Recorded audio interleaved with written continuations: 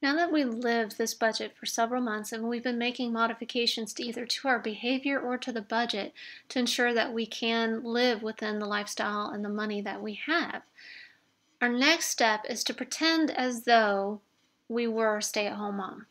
And this involves a couple things. Number one is we need to reevaluate our budget as though we no longer have an income. And number two, we need to try and live as though we were a stay-at-home mom. That way you can really see what other behavior modifications or budgetary items need to be modified in order to live that lifestyle. So in this demonstration, I'm going to actually play as though we're going to quit our job August. So in August, here's what you can expect. You no longer have a paycheck. Just with that modification alone, I scroll down to my budget and I can see I need to go ahead and make another $2,500 in order to continue to maintain the lifestyle that I have, or I need to find a way to make up $2,500. So let's actually work through our plan. Okay, utilities is not likely to change. Cable satellite, we can get rid of that. So that's what we're effectively going to do. We're going to go through this spreadsheet and really start identifying where we can make some cuts. And I know I talked a little bit about some cuts in the ebook, so we're going to see it actually play out here. Phone DSL, I personally have to have that. So you may not.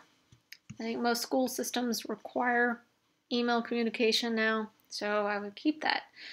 Cell phones, one of the things that we did is we actually switched providers, and one provider that we had been with them for 12 years, and it progressively got higher and higher and higher. So I started looking around and I found a provider that would give us $30 and $10 for an extra line. That's $40, and I actually had to pay to get out of the contract. I think I had to pay like $300 and some odd dollars, but because they were charging us $107 and I was able to go down to $40, I would be able to recover that $300 get out of contract fee within about 4 months. So it was totally worth it to me to pay that $300 to get out of that contract and just go to a month by month with another provider. Okay, so just those few changes alone, I've saved about $200. So let's just keep going. Gas, I'm a stay-at-home mom now. Where do I need to go? I don't need to go to work anymore. And I'm going to start planning my time better so I can make a couple trips a week. So let's take this down to 150.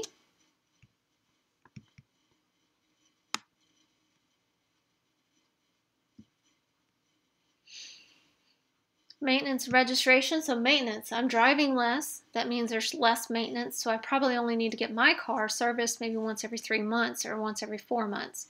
So I'm going to take this down to 40, and we'll start planning our cars to be serviced 1 month after the other. So my car this month, spouse's car next month. Insurance. This is another area that we did some savings on because your mileage will go down. You also need to take a look at your deductibles. More than likely, you've got it insured too much.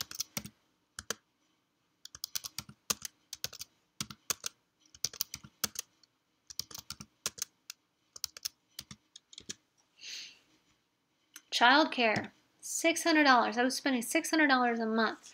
Now I don't have to worry about any of that because they are coming home on the bus to me instead of an after-school care program. I no longer have to spend on tutoring because they're coming to me, somebody with a couple master's degrees, and getting additional education from the home. Sports, arts, and dance. This was an area I didn't really mess with my kids because even though I quit my job, I didn't want them to have to change their lifestyle. But if I need to, there's going to be sacrifices because there are so many other greater benefits. They don't need a soccer clinic. I can get out there and run with them. Clothing, this is another area that you may experience would go down because you no longer have to go out and buy suits. You no longer have to get dry cleaning. there could be some additional savings there.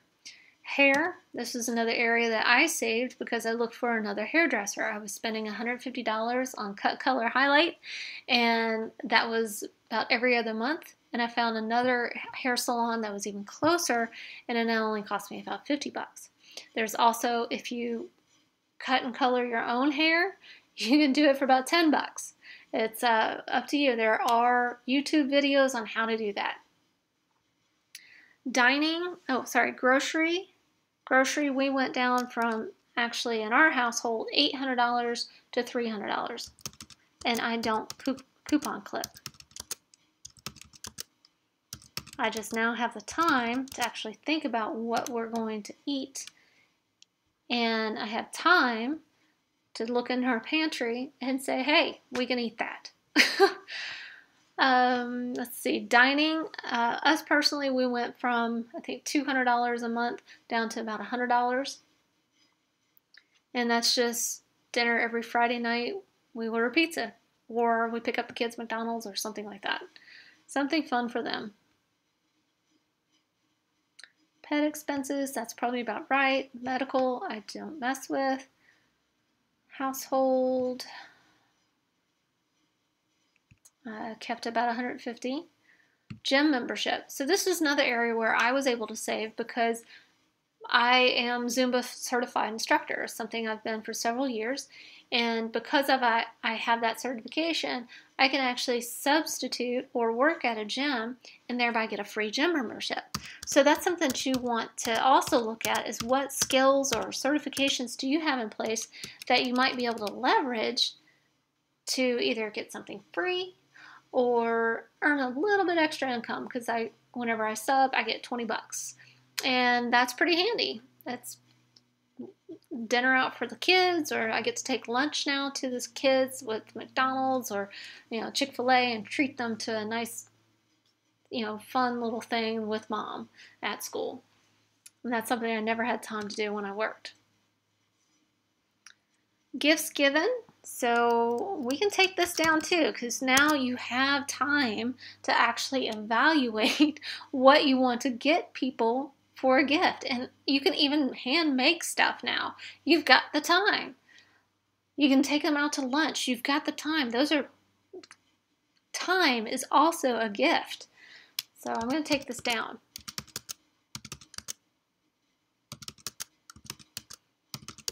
So let's see how we're doing so far. I still got $12.50 to go. I no longer owe on cards.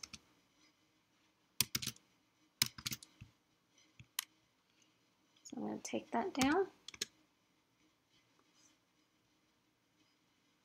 Yeah, and you shouldn't have any debt at this point. Okay. So I'm still negative $700. I don't want to mess with the kids' college funds or life insurance. All right, now there's two other areas that we're going to find savings in and additional money in. Now that you are dependent on your spouse, he can go or she can go and change their W-4 and get additional money because they're used to having certain deductions. Now they are going to be able to get more money. And I'm just kind of guesstimating there. So already we're back in the positives. Another area that you're going to find with your income gone that you're going to save is in taxes. Because you're no longer earning an income, your taxable income has decreased and thereby likely moved you to a lower tax bracket. So you can start putting aside less taxes. And the W-4 and the taxable income, those are things that you're going to want to calculate and really work through, but the numbers will work in your favor. Charity, as I mentioned before, if push comes to shove, your time and your things are also valuable. So here you can take it down. I know we spend like $25, $50 towards a school probably every month for activities that they do and benefits. Christmas, we're going to try and keep that one about the same. So as you can see right now, I'm positive $625. That's not bad. 2 incomes down to 1 income. Okay, so that's your next step. And there's spreadsheets, there's worksheets in the ebook to really kind of work through what would it look like before and what would it look like after. Now, the next challenge is to really try and live as though you were a stay-at-home mom. And where that is hard is that time factor. Because with each area that you're able to save money in, takes your time. So, childcare, after-school care, that's going to require additional couple hours from you to be prepared to have them off the bus and come into your house, and for you to take care of them, to do their schoolwork with them instead of having somebody else do it for them or with them. It's also going to take time from you to prepare and plan for those meals. So this is something that I was able to do for several months and able to save money that I was earning while trying to live this different lifestyle. And that's also valuable because you can sock that money aside and use it for those times that you may need it when your numbers are a bit negative. And that may happen, but that's what the emergency fund is for, and you want to build that up. That's also what this budget's for. You want to think ahead, always, always, always think ahead. And you're going to have that time as a stay-at-home mom to really evaluate these numbers and to make sure that you're always thinking ahead and that you're preparing for it. I think you'll be surprised how inventive you can be when push comes to shove to get some money and to provide for your family.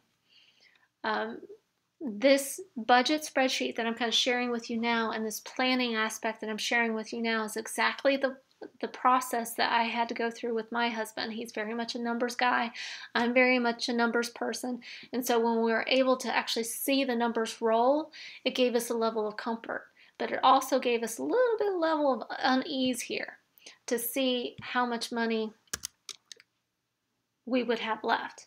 Because before, with the dual income, we were used to having a lot of money left over here.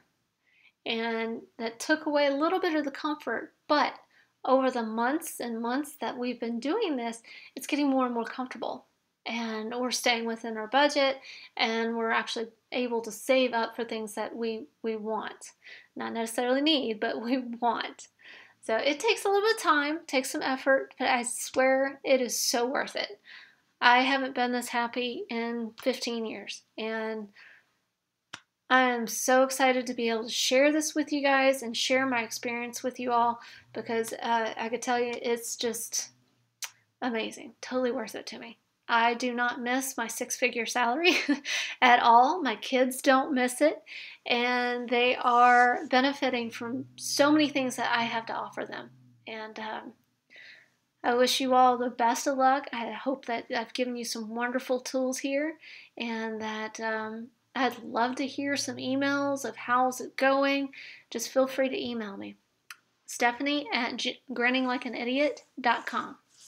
Thanks very much, and God bless.